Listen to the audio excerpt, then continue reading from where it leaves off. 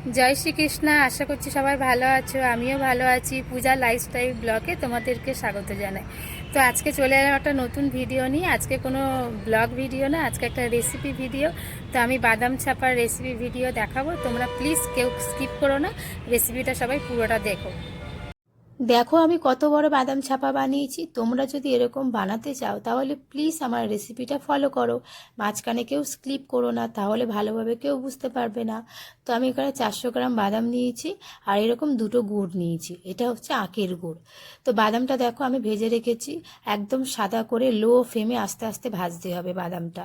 বাদাম কিন্তু পোড়ালে হবে না, তারপরে সেটা খোলা ছাড়িয়ে রেখে দিতে হবে। আর দেখো যদি তোমরা যে কোনো একটা কাপ নিয়ে নেবে। তো আমি কাপ নিয়েছি 2 কাপের, 2 কাপ গুড় নিয়েছি আর 2.5 কাপ বাদাম। তো মেজারমেন্টটা ঠিকঠাক করে নেবে, 2.5 কাপ বাদাম আর 2 কাপ গুড়। মেজারমেন্টটা ঠিকঠাক হলে চিক্কিটাও ঠিকঠাক হবে।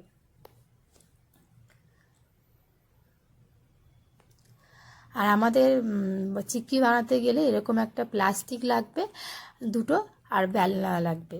তো এইগুলো হাতের কাছে রেডি করে রেখে দিও কিন্তু।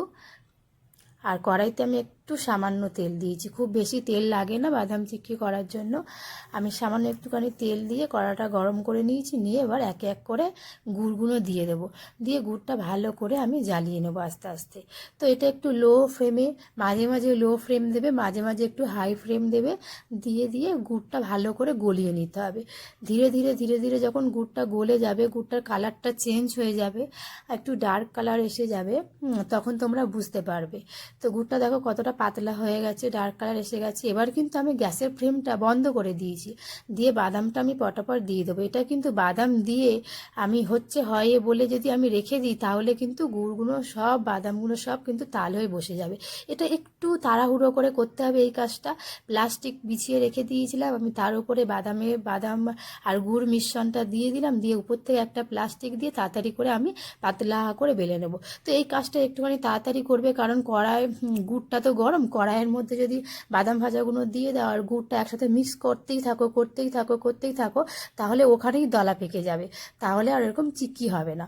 সেই জন্য এই কাজটা একটু তাড়াতাড়ি করবে, করে গুড় মিক্স করেই মাত্র প্লাস্টিকের উপরে দিয়ে, উপর থেকে একটা প্লাস্টিক চাপা দিয়ে এরকম আস্তে আস্তে করে পাতলা মতো করে বেলে নেবে। আর কিছুক্ষণ রেখে দেবে, দিলেই দেখবে চিক্কি রেডি হয়ে যাবে। যখন একটু শক্ত হয়ে যাবে তখন প্লাস্টিকটা তুলে দেবে, দিলে এইরকম সুন্দর চিক্কি হয়ে যাবে। তোমরাও ট্রাই করো কিন্তু। আর যদি আমার রেসিপিটা ভালো লাগে তাহলে একটা লাইক শেয়ার করে দিও। আর যদি তুমি আমার চ্যানেলে নতুন হয়ে থাকো তাহলে প্লিজ প্লিজ একটা সাবস্ক্রাইব করে দিও। তো রেসিপিটা কেমন লাগলো সবাই জানিও। আর আমার বাদাম চিক্কিটা এরকম হয়েছে। তো আমি চাকু দিয়ে তো কেটে কেটে রেখেছিলাম, তাও আমি পিস করলাম না, আমি এরকমভাবেই ভেঙে ভেঙে নিয়ে নিই। তো আমার কোনো অসুবিধা হয় না, আমি এরকম করে ভেঙে নিই। যখনই ভাঙতে যাবে চিক্কিটা দেখবে একটা খুব সুন্দর সাউন্ড হবে, তো তখনই বুঝবে যে তোমার চিক্কিটা পারফেক্ট হয়েছে। দেখো আমার কত সুন্দর চিক্কি হয়ে গেছে। তোমরাও প্লিজ ট্রাই করো। আর ভিডিওটা দেখার জন্য ধন্যবাদ। দেখা হচ্ছে নতুন রেসিপিতে।